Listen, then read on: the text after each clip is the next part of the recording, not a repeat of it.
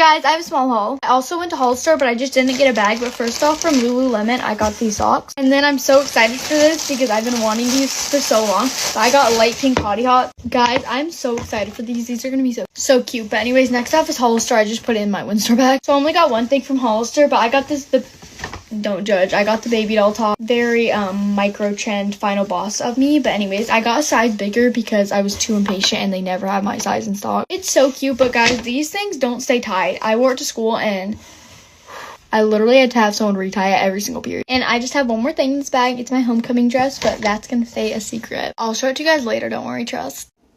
What the freak are these, bro?